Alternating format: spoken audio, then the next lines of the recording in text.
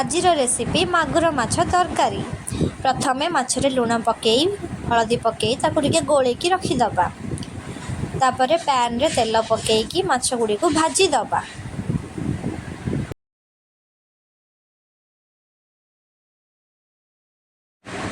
माछ गुड़ी को भल भाव भाजी प्लेट को काढ़ी दबा। पुणी एक करेई नहीं से तेल पकाइबा। तापर जीरा फुटेबा।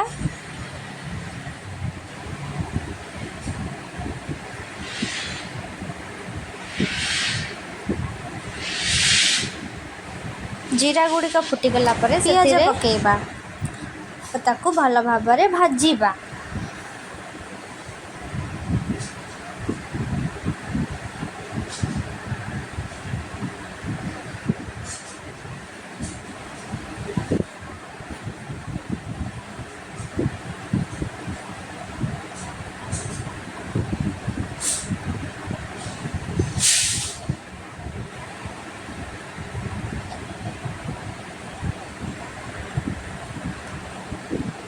पियाज भल भाव भाजी हो सारा पर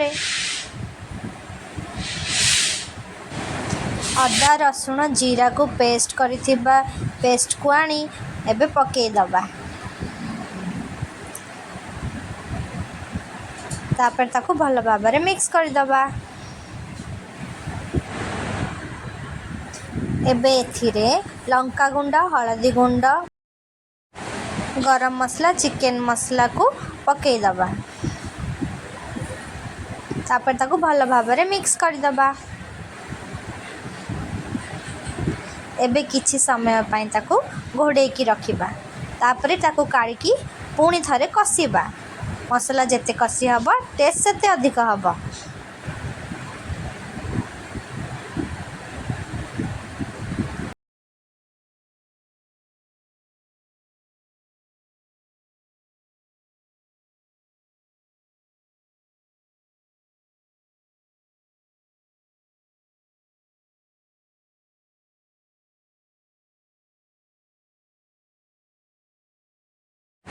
पानी देई ताको मिक्स कर दबा और घोड़े दबा। पुणी काढ़ी मसलाटी को कषिबा।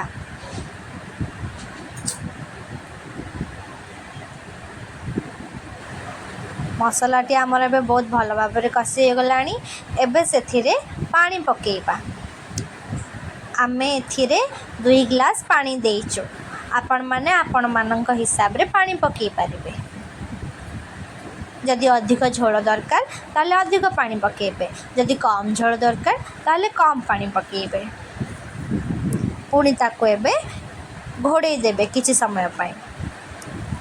किछि समय पर पानी गुड़ाक फुटीगला पर मसला सहित भल भाव मिक्स हो जाइथिबा। एबे सेथिरे आमे भजा होइतिबा माछ को गोटी गोटी करी रखिबा। सब माछ को जते बेले से मसला रे पकेई दबा। तापरे पुणी ताकू किछि समय पाई घोड़ेइबा।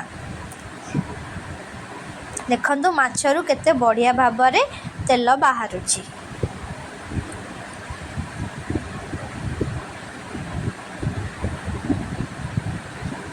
अल्प मात्रा रे स्वाद अनुसार लुण भी पकेइबा। ताकू टिके मिक्स कर दबा। तापर एबे घोड़े दबा। एबे तैयारी होई गला हमर माछ तरकारी। प्लेट को काढ़ी के एबे टेस्ट करिबा केमिति हेछि आजिर माछ तरकारी।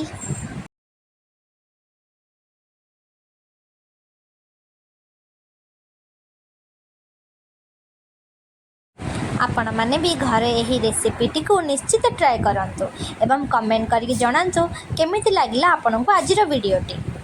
Bye bye.